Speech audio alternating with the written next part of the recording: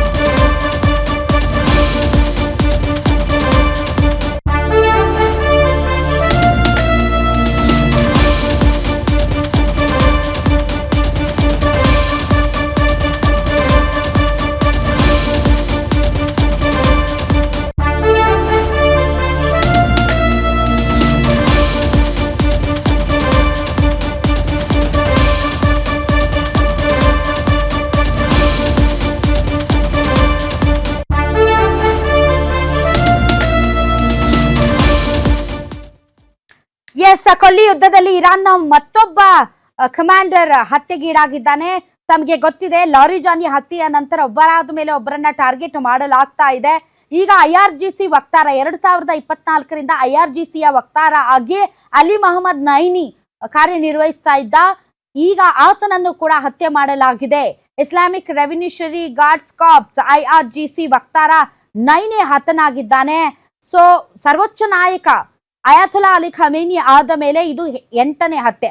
ಹಾಗ ನೋಡಿದ್ರೆ ಲಾರಿಜಾನಿ ಸಾವಿನ ನಂತರ, ಲಾರಿಜಾನಿ ಹತ್ಯೆಯ ನಂತರ ಇರಾನ್ ಸ್ವಲ್ಪ ದಾಳಿಯನ್ನ ತೀವ್ರ ಮಾಡಿತ್ತು. ಯಾಕೆ ಅಂದ್ರೆ ಒಬ್ಬರಾದ ಮೇಲೆ ಒಬ್ಬರ ಸಾವುಗಳಾಗ್ತಾ ಇರೋದು ಇರಾನ್ಗೆ ಪ್ರತಿಕಾರದ ಜ್ವಾಲೆಯನ್ನ ಜಾಸ್ತಿ ಮಾಡಿದೆ.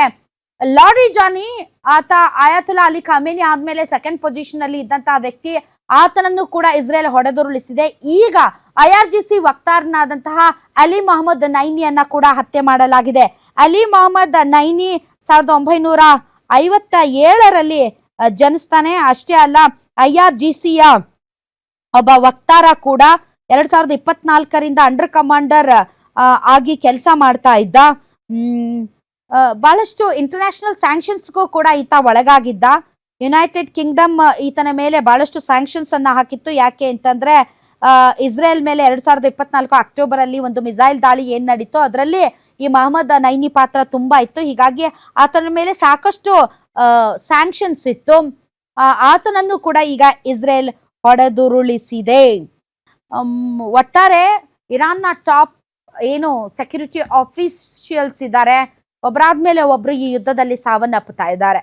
ಹಾಗಂತ ಇರಾನ್ ಸುಮ್ಮನೆ ಕೂತಿದ್ಯಾ? ಇರಾನ್ ಕೂಡ ಇದಕ್ಕೆ ಪ್ರತೀಕಾರವಾಗಿ ಇಸ್ರೇಲ್ ಮೇಲೆ ದಾಳಿ ಮಾಡೋದರ ಜೊತೆಗೆ ಗಲ್ಫ್ ರಾಷ್ಟ್ರಗಳು ಮತ್ತು ಗಲ್ಫ್ ರಾಷ್ಟ್ರಗಳ ಒಂದು ಆರ್ಥಿಕ ಶಕ್ತಿಯ ಭಾಗವಾಗಿರುವಂತಹ ತೈಲ ಕಂಪನಿಗಳಾಗಿರ್ಬೋದು, ರಿಫೈನರಿಗಳಾಗಿರ್ಬೋದು, ಬಾವಿಗಳಾಗಿರ್ಬೋದು, ಇವುಗಳ ಮೇಲೆ ಅಟ್ಯಾಕ್ ಮಾಡೋದ್ರ ಮೂಲಕ ಅಮೆರಿಕಾದ ಮೇಲೆ ಒತ್ತಡ ಹೇರುವಂತಹ ಕೆಲಸವನ್ನ ಮಾಡ್ತಾ ಇದೆ. ಸೊ ಸತತ 8ನೇ ವ್ಯಕ್ತಿ ಹೈಯರ್ ಅಫಿಷಿಯಲ್ಸ್ ಇರಾನ್ದು ಇವತ್ತು ಏನು ಮೃತಪಟ್ಟಿದ್ದಾರೆ. ಇಷ್ಟಾದ್ರೂ ಕೂಡ ಇರಾನ್ನ ಫೈಟಿಂಗ್ ಸ್ಪಿರಿಟ್ ಮಾತ್ರ ಕಡಿಮೆ ಆಗಿಲ್ಲ. ದೊಡ್ಡ ದೊಡ್ಡ ನಾಯಕರುಗಳು ಕೂಡ ಸಾವನ್ನಪ್ಪಿದ ಮೇಲೂ ಕೂಡ ಇನ್ನೂ ಕೂಡ ಅದು ಫೈಟ್ ಮಾಡ್ತಾ ಇರೋದನ್ನ ನೋಡಿದರೆ ಈಗ ಅನ್ಸೋದಕ್ಕೆ ಶುರುವಾಗಿದೆ, ಲೀಡರ್ಸ್ ಇದ್ರೇನು ಇಲ್ಲದೆ ಇದ್ರೇನು ಯಾರಾದ್ರೂ ಒಬ್ರು ಲೀಡರ್ ಆಗ್ತಾರೆ, ಯಾರಾದ್ರೂ ಒಬ್ರು ಕಮಾಂಡ್ ಅನ್ನ ಕೈಗೆ ತೆಗೆದುಕೊಳ್ತಾರೆ ಅಂಡ್ ಯುದ್ಧವನ್ನ ಮುಂದುವರಿಸ್ತಾರೆ ಅನ್ನೋ ಪರಿಸ್ಥಿತಿ ಇರಾನ್ ನಲ್ಲಿ ಶುರುವಾಗಿದೆ. ಹಾಗೆ ನೋಡಿದ್ರೆ ಇರಾನ್ ನಲ್ಲಿ ಅಯಾತುಲ್ಲಾ ಅಲಿ ಖಮೇನಿ ಸರ್ವೋಚ್ಚ ನಾಯಕ ಯುದ್ಧ ಆರಂಭ ಆದ 24 ಗಂಟೆಗಳ ಒಳಗಡೆನೆ ಸತ್ತೋದ ಮೇಲೆ ಮುಗಿದೋಯ್ತು, ರೆಜಿಮೆ ಚೇಂಜ್ ಆಗೋಯ್ತು, ಅಲ್ಲಿ ಆಡಳಿತದಲ್ಲಿ ಬದಲಾವಣೆ ಆಗುತ್ತೆ. ಖಮೇನಿ ಸತ್ತ ಮೇಲೆ ಜನ ರೋಡಿಗೆ ಇಳಿದು ಮತ್ತೊಂದು ಹೊಸ ಕ್ರಾಂತಿಗೆ ನಾಂದಿ ಹಾಡ್ತಾರೆ. ಆ ಮೂಲಕ ಅಮೆರಿಕ ಮತ್ತು ಇಸ್ರೇಲ್ ಏನು ಇರಾನ್ಗೆ ಒಂದು ಬಹುಮಾನ ಕೊಟ್ಟಿದೆ ಅದನ್ನ ಕೊಂಡಾಡ್ತಾರೆ ಅಂತ ಎಲ್ಲರೂ ಅಂದ್ಕೊಂಡಿದ್ರು. ಆದರೆ ಯಾರು ಕೂಡ ಬೀದಿಗೆ ಬರಲಿಲ್ಲ. ಖಮೇನಿ ಅವರ ಸಾವನ್ನ ತುಂಬಾ ಸಂಭ್ರಮವನ್ನ ಪಡಲಿಲ್ಲ. ಬದಲಾಗಿ ಇರಾನ್ ಮೇಲೆ ನಡೀತಾ ಇರುವಂತ ಸಾಲು ಸಾಲು ದಾಳಿಗಳು ಮತ್ತು ಸಾಕಷ್ಟು ಟಾಪಿಸ್ಟ್ ಲೀಡರ್ಸ್ಗಳ ಏನು ಹತ್ಯೆ ಆಗ್ತಾ ಇದೆ, ಅದಕ್ಕೆ ಪ್ರತಿರೋಧವನ್ನ ಅಲ್ಲಿನ ಜನತೆ ವ್ಯಕ್ತಪಡಿಸ್ತಾ ಇದ್ದಾರೆ. ಮತ್ತು ಲಾರಿ ಜಾನಿ ಏನ್ ಹೇಳ್ತಾರೆ, ತುಂಬಾ ಪ್ರಾಗ್ಮ್ಯಾಟಿಕ್ ಮತ್ತು ತುಂಬಾ ಒಬ್ಬ ಮಾಡರೇಟ್ ಲೀಡರ್ ಅಂತ ಕರೆಸಿಕೊಳ್ತಾ ಇದ್ದ. ಆತ ಸತ್ತ ಮೇಲಂತೂ ಇಡೀ ಶೋಕಾಚರಣೆಯನ್ನ ಮಾಡಲಾಯಿತು. ಬೀದಿ ಬೀದಿಯಲ್ಲಿ ಇರಾನಿಯನ್ ಪ್ರಜೆಗಳು ಒಂದು ರೀತಿ ಶೋಕಾಚರಣೆಯನ್ನ ವ್ಯಕ್ತಪಡಿಸಿದ್ರು. ಸೊ ಹೀಗಾಗಿ ಒಬ್ರಾದ್ಮೇಲೆ ಒಬ್ರು ಸತ್ರು ಕೂಡ ಇರಾನ್ ಜನರ ಫೈಟಿಂಗ್ ಸ್ಪಿರಿಟ್ ಕಡಿಮೆ ಆಗಿಲ್ಲ. IRGC ಆಯ್ತು ಅಥವಾ ಇರಾನ್ನ ಸರ್ಕಾರ ಆಯ್ತು, ಪದೇ ಪದೇ ದಾಳಿಗಳನ್ನ ನಡೆಸೋದ್ರ ಮೂಲಕ ಎಷ್ಟು ಜನ ಸತ್ರು ಪರವಾಗಿಲ್ಲ, ನಾವು ಕೊನೆಯ ವ್ಯಕ್ತಿ ಬದುಕಿರೋವರೆಗೂ ಕೂಡ ನಾವು ಫೈಟ್ ಮಾಡ್ತೀವಿ ಅಂತ ಫೈಟ್ ಮಾಡ್ತಾನೆ ಇದೆ. ಇದನ್ನ ನೋಡಿದ್ರೆ ಈ ಫೈಟಿಂಗ್ ನಿಲ್ಲುವ ಯಾವ ಲಕ್ಷಣನೂ ಕೂಡ ಕಾಣ್ತಾ ಇಲ್ಲ. ಅಮೆರಿಕ ಹೇಳುತ್ತೆ ಇನ್ನೇನು ಮುಕ್ತಾಯದ ಹಂತಕ್ಕೆ ಬಂದು ಬಿಟ್ಟಿದೆ, ನಾವು ಇರಾನ್ ಅನ್ನ ಸುಮ್ನೆ ಬಿಡೋದೇ ಇಲ್ಲ, ಅದನ್ನ ಸರ್ವನಾಶ ಮಾಡೇ ಕೈ ಬಿಡ್ತೀವಿ.